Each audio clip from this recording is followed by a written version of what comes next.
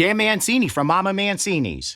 My grandmother cherished the family meal. It was a time to relax and enjoy a delicious, wholesome dinner together. It's our mission to deliver authentic Italian recipes made with the same real ingredients my grandmother used. Mama Mancini's classic Italian meatballs and slow-cooked sauce is available in the deli department at your local Publix and supermarkets across the country. Fully cooked and ready to serve, just heat and eat. Visit MamaMancini's.com to find the closest store near you. My brother-in-law died suddenly, and now my sister and her kids have to sell their home. That's why I told my husband we could not put off getting life insurance any longer. An agent offered us a 10-year, $500,000 policy for nearly $50 a month. Then we called SelectQuote. SelectQuote found us identical coverage for only $19 a month, a savings of $369 a year. Whether you need a $500,000 policy or a $5 million policy, SelectQuote could save you more than 50% on term life insurance. For your free quote, go to SelectQuote.com. SelectQuote.com. That's SelectQuote.com. SelectQuote. We shop, you save. Full details on example policies at SelectQuote.com/commercials. Welcome to Pretty Lies and Alibis. Join us as we seek the truth and travel the long road to justice. Hey, everybody. Fruit Loop here. My what you know for this episode is, did you know that you could swim through the veins of a blue whale? It is the largest living creature on the planet. Its veins are so big that an adult human can swim through them. Crazy, right? What the world? So we are continuing our trek back through some of our older episodes highlighting the Pike County Massacre. The trial's coming up in August. When we finish these episodes, you should be up to speed. If not, there may be a few updates we will do an episode on possibly next week to make sure you're all caught up. So sit back and take a listen. Just quick recap. The Rodens, a family of 8, and Hannah Gilley, were gunned down in one night by who we suspect are the Wagners, a family of 4, and it centered over custody. So the last episode, we got to the point to where I believe they were arrested. Or no. They moved to Alaska. Yep. They moved to Alaska in May of 2017. Now, the murders took place in April of 2016. So it's a little over a year since the murders, and they're not even really suspects at this point. So they're looking at them, but they're not quite there yet. So they moved to Alaska, take the 2 kids that one is George's son from a previous marriage, and then obviously Sophia, which is Jake and Hannah Roden's daughter. So we found out when they were in Alaska, Jake got married. Yeah, I was shocked on that one. I was really shocked. Yep. Apparently he met her at church, and when they moved back and got arrested, she wanted out of the marriage. So don't blame her. So what did she do? I think, didn't she start a GoFundMe? Yes, GoFundMe on social media. Yeah. And it just essentially said, like, not word for word, but, I married into the wrong family. He's been arrested for murder. I want a divorce. Yeah. And I think she did get some money, but apparently some lawyer saw what was going on and helped her get that divorce. So we didn't know that until recently. Nope. So they moved back to Alaska a year later. So in the spring of 2018, they were coming back to Ohio. Yeah, and they got arrested coming back, right? No, they were home for a while. I'm just saying though, after they came back. Right, after they moved back from Alaska, they got back, I think maybe May or something like that, and they weren't arrested till November. Yeah. So there was still a little bit of stuff. But I watched George Wagner's bond hearing, which was August 31st of last year. So this is a really recent hearing. And the reason that I focused on this one is because it was kind of the first time that we got a glimpse at some of the ballistic evidence and other things that they have on the Wagners. But in this hearing, there was a lot shared. So we're going to kind of go down, because now we all know that the Wagners were all arrested and charged with the murders of the Rodens. Can I just say, those indictment hearings were so long. Well, if you look at their charges, it's like $500 million. Yeah. It's like everything but the kitchen sink charge. Yeah. So anyway, so George wanted this hearing for a reasonable bond because according to his attorney, they really didn't have a whole lot on George tying him to the murders. And what did I tell you earlier, Fruit Loop? Yeah, that there is a lack of evidence. There really is. That doesn't point. Like, I mean, I listened to some of what you were listening to, and they were making points of, okay, who did you say purchased that? What card was that purchased? Like, and it was all pointing to Jake. Yeah. Like everything they said. So, and we'll get specifically into that stuff down this list. So, the state didn't call any witnesses at this hearing. They had special agent, I believe it's Scheider.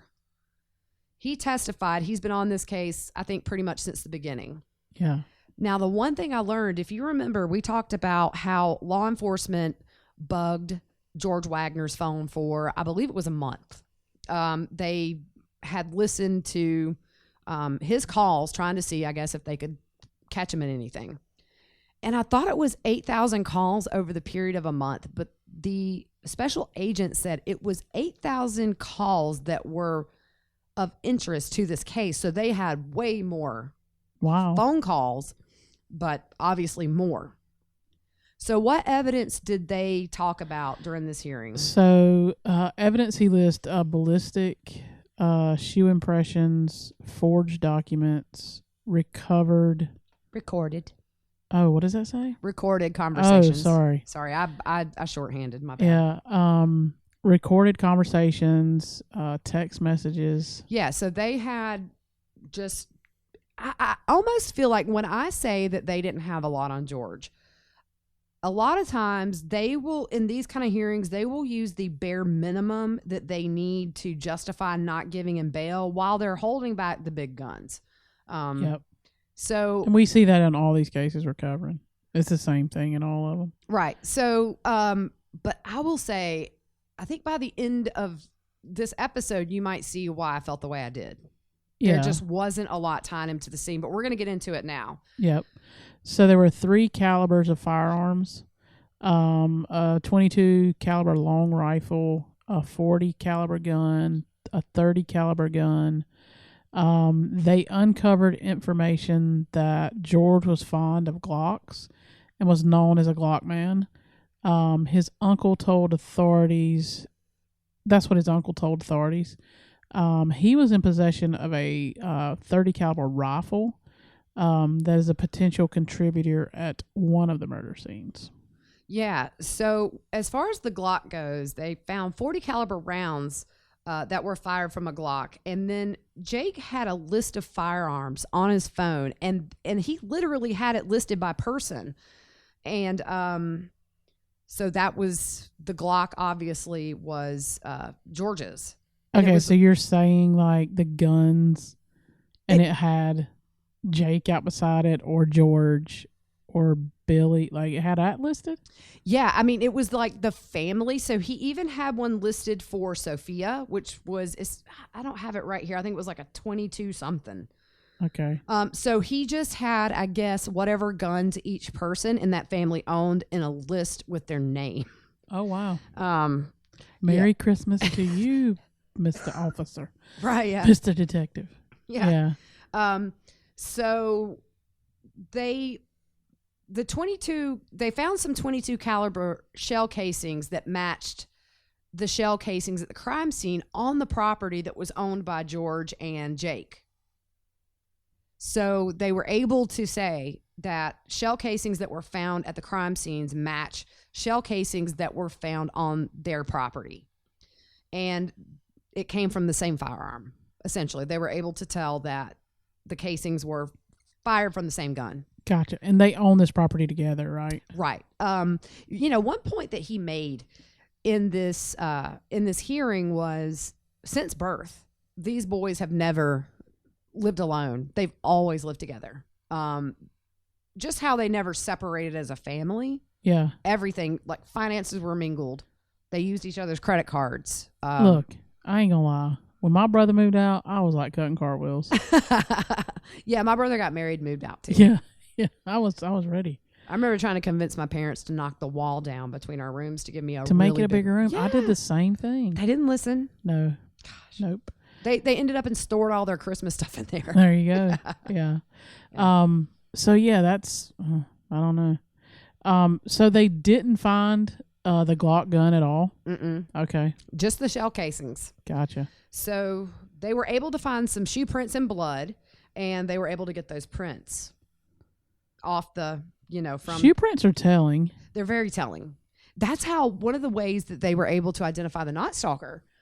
Not identify him, but he had a very specific pair of Avia shoes, and literally only one was shipped to Los Angeles. Wow. And it was his size. So they found these shoe impressions outside of every window or near every crime scene. And so shoes can get you in trouble. Dude, just don't commit a crime. Exactly. You're going to get caught. You know what's scary about the Night Stalker? And I didn't get to say this. He did not care who he hurt or killed. Anywhere from children where he sexually assaulted children up to man, woman. He got in for the most part in unlocked windows. So last night, 1 o'clock. I'm double checking. 1 o'clock in the morning, I'm going and pushing up all my windows. Okay, back to the Wagner. Sorry. Yeah. They were able to determine that the shoes were sold at Walmart. They were sizes 10.5 and 11s. George was asked in an interview his shoe size. They checked Walmart's within a 50-mile radius. Yeah, and it's really crazy how they do that. So they asked all the Walmarts within a 50-mile radius to pull receipts or footage and all that stuff from anybody who had bought shoes in like 2016. And so they were able to kind of narrow it down that, okay, it was Angela that bought it because they have her on. Look, Walmart is like, they were saying on a show I was watching, don't ever like plan to commit a crime and go shopping at Walmart. They have some of the most sophisticated surveillance systems. Dude, they have them on the aisles. Like, I wave to them all the time. Do you? I didn't know they had them on the aisles. Yeah. Oh, yeah. Like there's like a screen. Like in some of the aisles, there's like a screen. I think it's in some of them where it's like high priced, more expensive stuff. But they have like a little monitor and a screen, and they watch you. I just thought it was like a display that wasn't working. Look, I knew a guy who worked for security in Walmart. Like he was, they call it I don't even know what they call it, but loss prevention something or another. Oh yeah. And dude, it's brutal. Like they get a little rough with you when you get rowdy in Walmart, from what he said. Didn't you get that one security guard that's like a WWE enthusiast? Oh, and he yeah. like jumps off the little carrier and power drives. Yeah, like Mall Cop or something. Yeah. So when asked about fingerprint evidence, the guy on the stand said they have a palm print evidence, but no fingerprint evidence. No, there were no fingerprints found of the Wagners in any of the properties. And additionally, the defense attorney made clear that he was able to get the agent to admit that they found no DNA evidence of George's either. So with the fingerprint deal, they found a photograph of Jake holding what they suspect to be the murder weapon, a 1911 pistol that used 22 bullets. How do you get a palm print and no fingerprints? I don't know.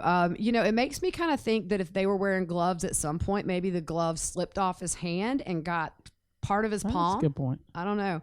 But they were able to see the ridges on the photograph of Jake holding this Glock. And they were able to send that photograph to the crime lab. And they were able to make a comparison to the partial palm print found at the scene. And it came back to Jake. Dude, that's some Abby Shuto NCIS detective work right there.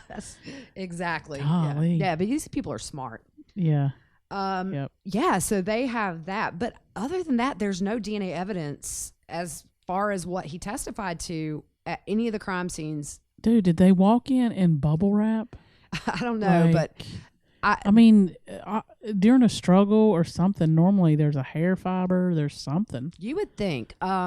it makes you wonder if they were wearing, like, you don't know. I mean, I'm sure that the clothes they wore, they put on before they, after they left the house. I mean, hazmat suit. I will say this. These people are evil to the core, but if you want to look at it from a planning standpoint, they weren't arrested for 2 years and they moved 4,000 miles away for a year of that time. They planned the thing well enough. Methodical, like, yeah. To get 2 years. I mean, it's not really often that you're waiting that long to charge somebody. Yeah. I really do think the cartel and the fact that the whole family was killed really threw off investigators. I really do. I wonder if they were calling, making tips, like to the anonymous line, You don't know with these people. I'm telling you, it seems like they kind of mostly thought of everything. Unfortunately, the one thing that got them arrested was that suppressor they found in the well on Jake and George's property, and we'll get to that later. Yeah. Mistakes were made, but I think if they hadn't have found that suppressor, I'm not sure that we would have arrest at this point. Yeah. So they talked about the forged custody document with George that he used to get custody of his son with his ex-wife. The computer that was used to search for and print the fake custody documents was seized at the Montana border. Yeah. And so they were able, and I think we touched on this last episode, but they were able to determine that the custody papers were printed in April of 2016, but they were signed in 2014 and 2015 for each of the women, the mothers of the kids. And it was like a declaration of custody, which said that if something happened to Hannah or Tabitha, which is George's ex-wife, that Jake and George would get custody of their children. And then I believe there was an additional document that said that if something happened to George and Jake, that Angela would get the kids. Yep, I remember talking about that. So they had a handwriting expert look at the signatures, and they concluded that it was not Hannah's signature on it. And Rita, which is Angela's mother, if you remember, she was arrested for this, for forgery. She says that it's not her signature on that paper and that Angela had asked her to lie and say it was. Yeah, and they did get handwriting specialists to confirm that as well. Right. Dude, how you going to throw your mom under the bus? I think if you kill a family of 8 or you plan, Sheesh. you just don't care. I don't know. I mean, I guess it's one of those things where the custody documents pales in comparison to the rest of the charges. So if I were Angela Wagner, I would not implicate my mom with everything hanging over my head. No. And then call your mom on the phone and tell her not to testify. Yeah. Well, sheesh. Most criminals are dumb. And so Jake was avoiding investigators. He didn't want to meet with them. And wonder why. Yeah. Go figure. Yeah. But they were at the residence at one point trying to make contact with Jake, and his brother George was there as well. So George sends a message to his dad, Billy, and tells him they've got company, don't come home. So the investigator said, obviously, that implicates that maybe there's a reason Billy wouldn't want to come home. And the investigator said, if I'm not guilty, if I haven't done anything wrong, why am I going to tell somebody not to come home? Exactly. But still, the defense attorney really just pointed out all this stuff, which is that it's not a crime. I mean, he tells his dad, we've got company, don't come home. It's still what it's implying. Yeah. You know what I mean? Like, don't get me wrong. These people are guilty as sin. Yeah. But you have to look at this from a defense attorney standpoint, and what during trial this defense attorney is going to latch onto and run with. Yeah. He's got to get this guy out from a possible death penalty sentence. So you're already kind of seeing where he's going with it, though. Right, which is the evidence is super weak against George, and all this stuff is coincidental, and it doesn't prove he was in those trailers the night that everybody was murdered. And in addition, maybe he was smart enough and left his phone at home, but his phone was at his residence the night of the murders. But you can leave your phone at home. Come on, you're not going to tell me these guys didn't plan this big massacre and left George out of it. They're a little smarter than Alex Cox. I'm just saying. Yeah. That's not saying much. I know, right? So, so the detective is asked about the recordings from George, and he mentions that George made incriminating statements in police interviews. He didn't really elaborate too much. I feel like that's just going to be stuff that we learn at trial. I think they're just going to like dump the whole boatload of information. And we're going to be like, oh no, okay, never mind. You know, DeWine, who was the attorney general at the time, I think, was he the attorney general or he was like yeah.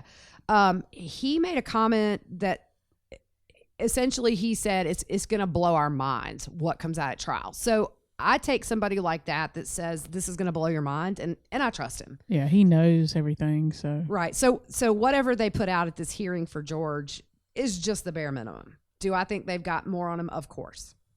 Okay. Yeah. Hey, give it a shout out to Montana Border Patrol. Oh, they were on it. Like They called and let authorities know when the Wagners went into Canada, and then when they were returning and came through that Montana border station or whatever you call it. Yeah. They Dude, those things are scary. Oh, I know. I've been to the one in Tijuana to California. Ooh. Yeah, I'm not joking. Like I hadn't done anything wrong, and they got the dogs out there and they're sniffing and searching and oh yeah. Yeah. I would not, if I was a criminal, I would not cross a border anywhere. Them people, they don't play. Oh yeah. How about when I came back one time, I thought I had lost my driver's like my proof that I was a citizen at this little restaurant we went to, but luckily it had fallen out. You know how I used to put my ID in my back pocket and then I would always lose it? Yep. So it was one of those times, but it had actually fallen out in the car. But it was like 10 minutes of, oh my gosh, I'm going to end up in a jail in Tijuana. No, but yours doesn't beat mine. Mine was, my phone told me I'd entered Mexico, and I don't have a passport. Oh no. Yeah, so my phone tells me I entered Mexico, so I'm thinking I'm in Mexico. And all I could think of was that Marine who got arrested that time and spent 8 months in a Mexican prison. I cannot see you in any prison. And I was by myself. Oh, no. Then I Border Patrol's everywhere. Well, I see this helicopter, and I'm like, this is really cool. So I take a picture of the helicopter, and I'm like, you moron. They just saw me take it. So then a cop stops me in the middle of the road, and I'm like, this is it. I'm going to jail. And it was just they were carrying a big, huge truck, the big dump trucks, like they're 580s, 550s, something like that. And it took up the whole roadside to move. So I was scared to death. The holidays start here at Kroger with a variety of options to celebrate traditions old and new. Whether you're making a traditional roasted turkey or spicy turkey tacos, your go-to shrimp cocktail, or your first Cajun risotto, Kroger has all the freshest ingredients to embrace your traditions. Kroger, fresh for everyone. We've locked in low prices to help you save big store-wide. Look for the locked in low prices tags and enjoy extra savings throughout the store. Kroger, fresh for everyone. When you download the Kroger app, you have easy access to savings every day. Get the most out of weekly sales and receive personalized coupons to save on your favorite items, all while earning 1 fuel point for every $1 spent. Kroger makes it easy to save while you shop, whether it's in-store or online, so you get the most value out of every trip, every time. Download the Kroger app now to save big on your next purchase. Kroger, fresh for everyone. Must have a digital account to redeem offers. Restrictions may apply. See site for details. Yeah, I got out of there, dude. I'd have come bailed you out. Yeah, I was driving to the San Antonio is where I was driving. So yeah, Highway 9 or something. It's supposed to be on 10, but it routed me to 9. Yeah, and almost Sprint. Mexico. I got rid of Sprint later. They said I was in Mexico. Sprint's gonna put you into Mexican pokey. Oh yeah, nope. Okay, sorry guys. Our ADD is bad tonight. We're jumping all over the place. Yeah, sorry about that. But so the investigator, so they questioned George at the Montana border.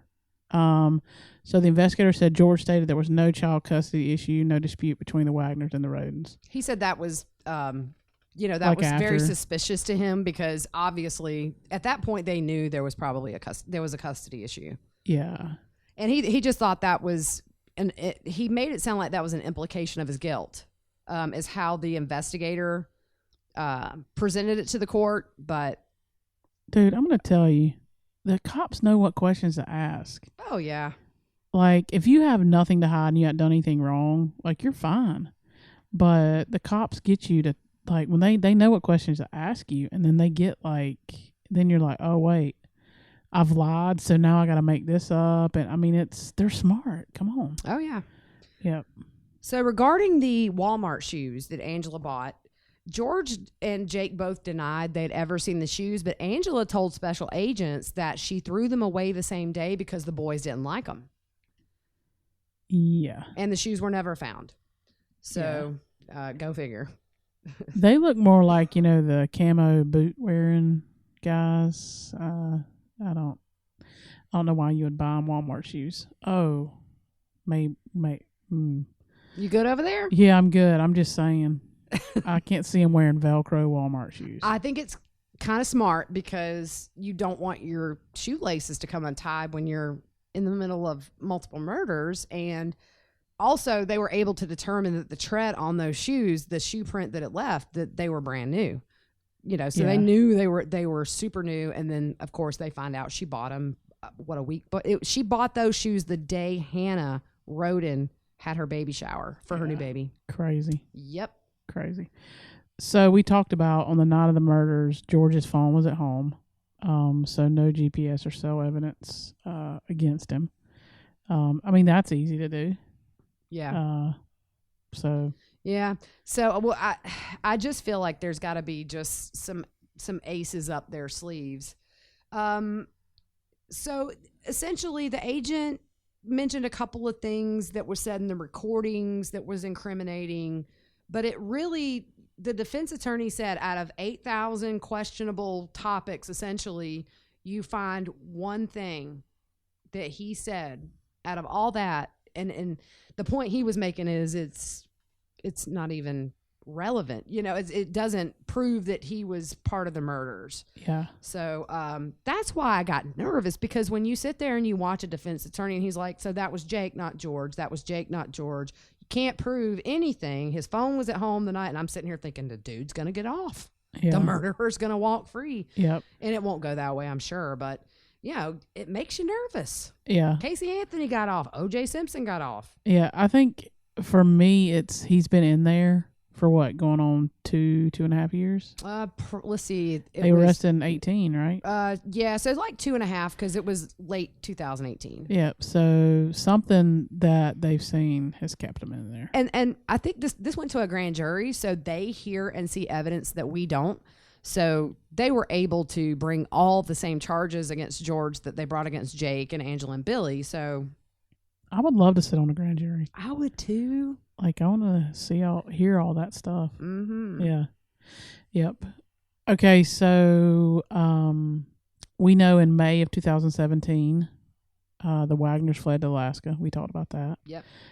They had contact with the Wagners up until, then. Up until they left for Alaska. Investigators had been in kind of loose contact. I think at that point they had been interviewed. Yeah. A couple of times. So, and then we know they came back late spring of 2018 to Ohio. I was talking to somebody about this case, and they were like, morons, why'd they come back?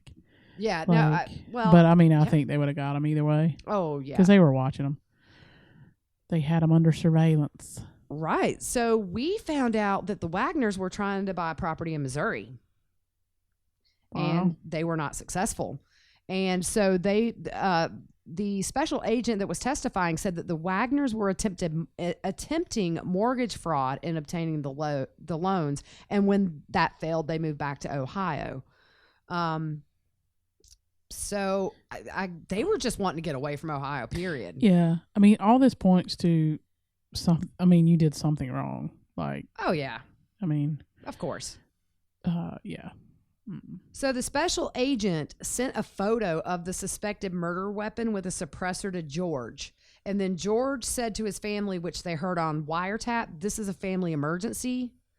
So he basically called a family meeting. Well, yeah.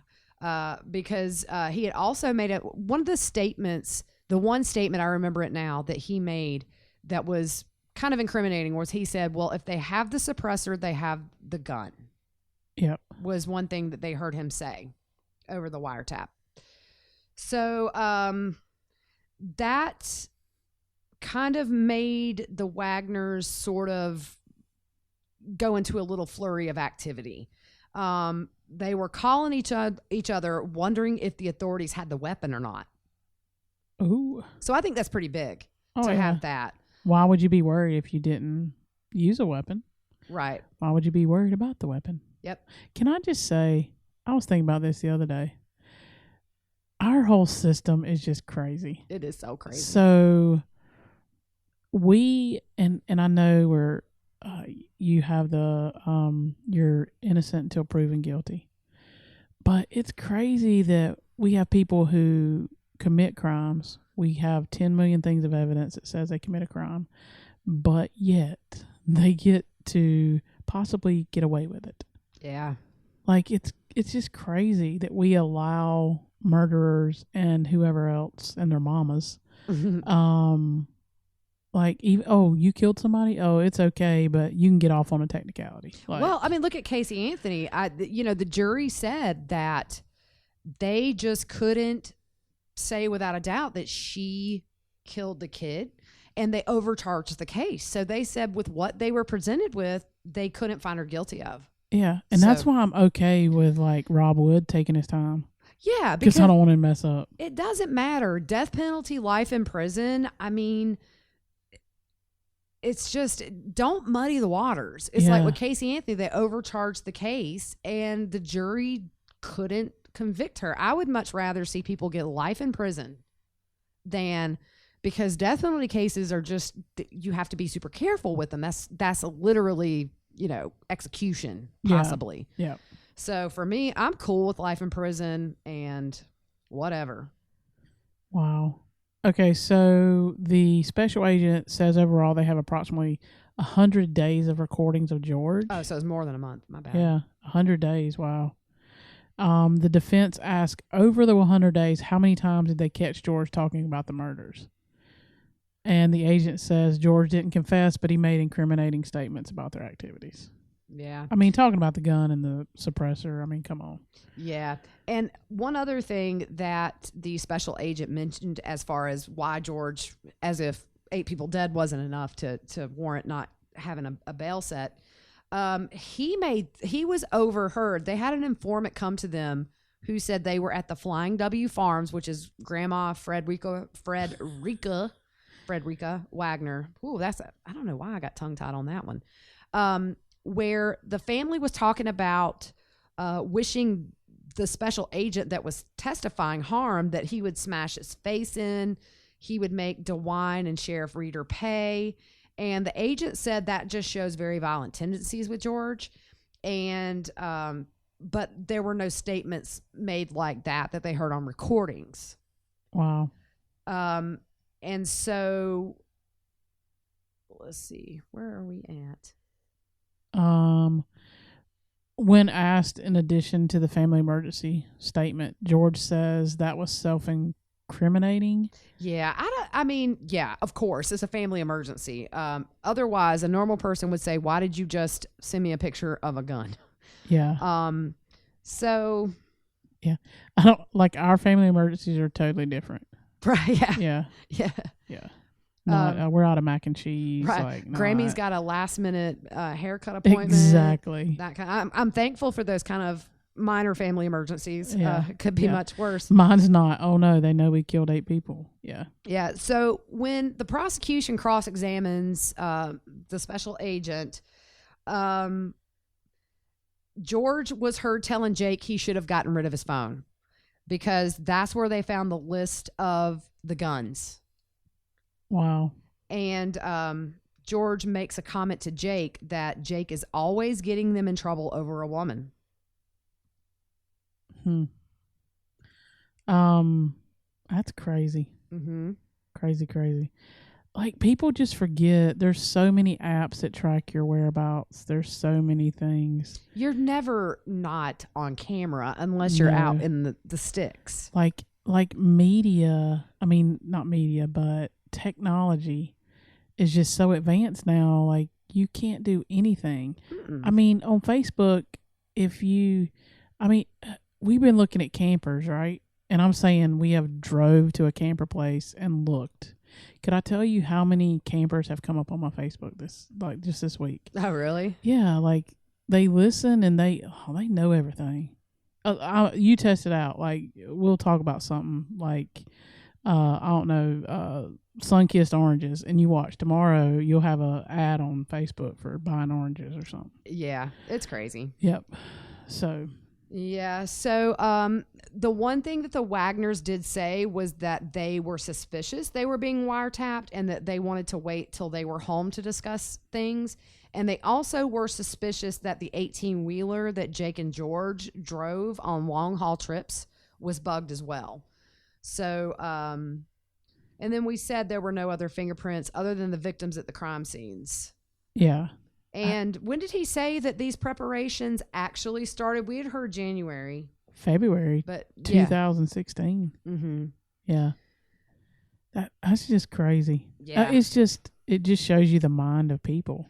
I mean, honestly, you think about it. Did they think that they're going to kill a family of 8 and then they're just going to live happily ever after? Yeah. It's just not how it goes these days. I mean, no. Yeah, it's rare that you commit a murder and just get away with it for decades or ever. Any kind of crime. Yeah. Like there is always going to be something. I mean, like I said, they could have turned in the Grow operation and gotten custody of her the right way. This was personal. Yeah. They didn't want these people to exist. No. Nope. So the prosecution asked if there's any chance a lone Wagner would separate from the group and commit a crime alone, and he says no. Yeah, and it just based on what we know about their family dynamics, it seems like they did everything in tandem. Yeah. And I think there's been some other statements from other people saying that they live with the Wagner for a while and they make all their decisions together. Yeah, it was a woman. I think maybe he was referring to George's ex-wife Tabitha, because she did live with them for a while. Dude, that ain't healthy. I'm sorry. Like, I'm not going to live with my parents with my husband. Yeah, but you can't be an adult, make your own decisions. No. I'm telling you, that's more like a mob family than that's like, Uncle Cleto. I don't know. What's a mob name? I didn't know Cleto. It's like Tony Soprano. There you go. I was getting an O in there. Cletus. That's the southern. That's like a southern the mob That's name. that's like the Pickens County Mafia or something like that. Yeah. It's like the hillbilly mafia. Yeah, hillbilly mafia. Tony Soprano, like Cletus. Godfather. Yeah. Make an offer, get reviews. Yeah, that was pretty good. I love The Godfather. So yeah. good. So, I mean, Tabitha fled the marriage. So But she fled the marriage because her life was threatened by Angela. I mean, come on. Yeah. I mean, she threatened to kill her. In fact, the night all this happened, Tabitha actually ran out of the house and hid on the property till dark. And then she ended up going to a gas station and never went back. So whatever happened as far as the threat, I think it was bad enough to where... So you're saying when the mom threatened her? When Angela threatened Tabitha, who is George's wife and the mother of his son, whatever happened, it was bad enough to where she fled the house and hid on the property until dark and then went to a gas station and never went back. And she did sign over custody of her son to George. So to me, for a mother to do that, it seems like you would have to be really, really threatened, because it doesn't seem like there was a disconnect with Tabitha and her son. That's horrible. So, yeah. And like That's they said, pure meanness. They said on the day of the arrest, there was an obsession with custody. So it fits, with all the forged documents and all that. I'm telling you, it comes back to Kindergarten Cop with that mom on there. She was obsessed with that little kid. Remember, she was like, she always thought he was sick. She'd by himself. He was sick. He didn't feel good. Da-da-da-da-da. Remember that? I don't. Oh, come on. You ain't seen that movie? Like, not since 92. Dude, I watched it in 93 probably. All right. We're going to have a movie viewing so I can finally know what you're talking about. Yeah. So Hannah told Jake and Angela both that the father of her baby was Charlie Gilly, the new baby. And in spite of that, Jake still wanted to have his name on the birth certificate. And he also told Hannah, don't tell Charlie this baby's his because I want you to move to Alaska with me.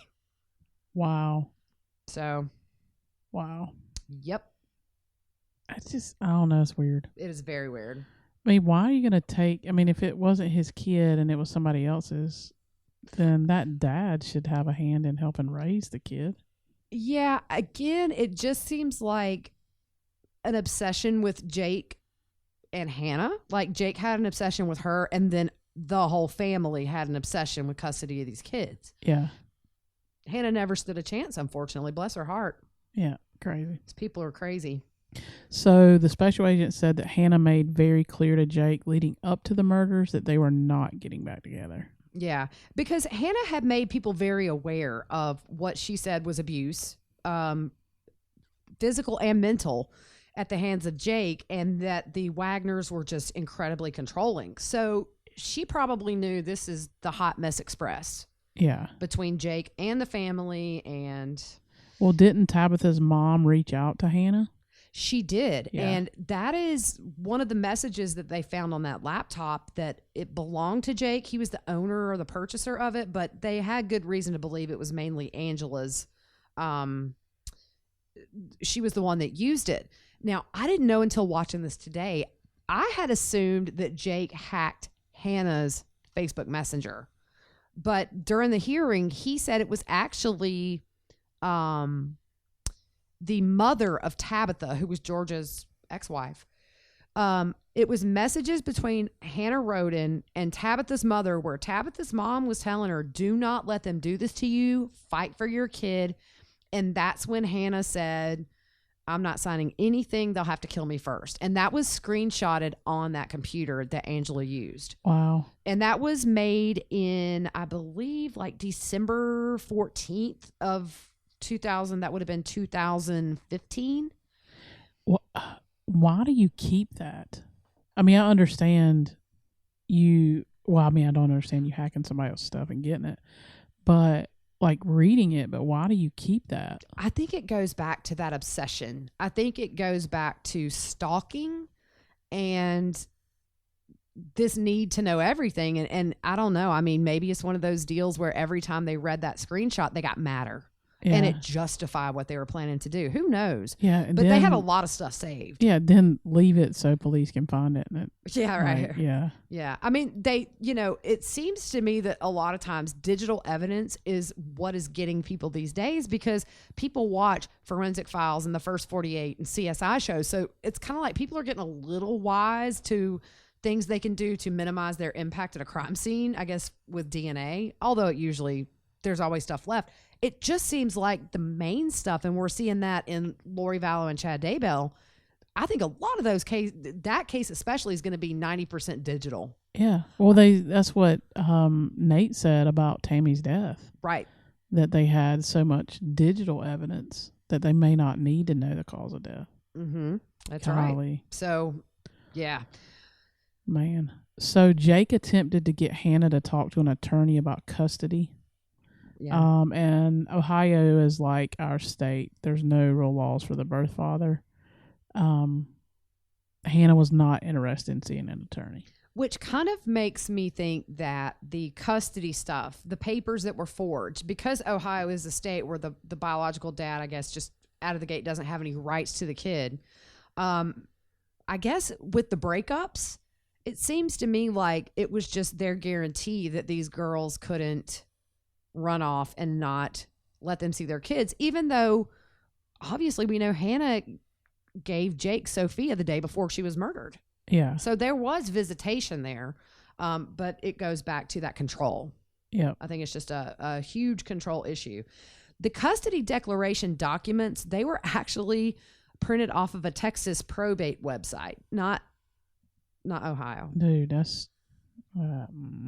So... The suppressor. Yep. Why did they think that there was a suppressor used? They concluded that a suppressor had been used in the murders due to the fact that at one location, 3 victims were shot and killed while thought to be asleep. Mm-hmm. So that would explain why nobody woke up and tried to fight.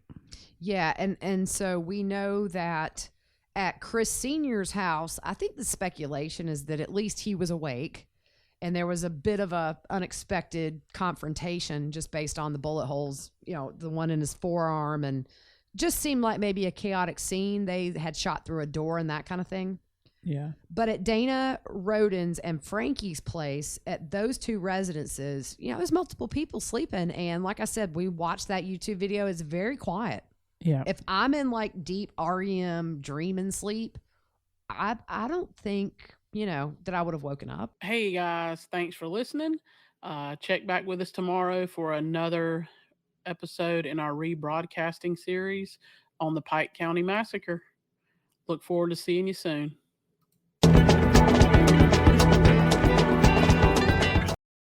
The holidays start here at Kroger with a variety of options to celebrate traditions old and new. Whether you're making a traditional roasted turkey or spicy turkey tacos, your go-to shrimp cocktail, or your first Cajun risotto, Kroger has all the freshest ingredients to embrace your traditions. Kroger, fresh for everyone. We've locked in low prices to help you save big store-wide. Look for the locked in low prices tags and enjoy extra savings throughout the store. Kroger, fresh for everyone. Okay, round two. Name something that's not boring. A laundry? Ooh, a book club. Computer solitaire, huh? Ah, sorry, we were looking for Chumba Casino. That's right, ChumbaCasino.com has over 100 casino-style games. Join today and play for free for your chance to redeem some serious prizes. ChumbaCasino.com. No purchase necessary. Void where prohibited by law. 18+ terms and conditions apply. See website for details.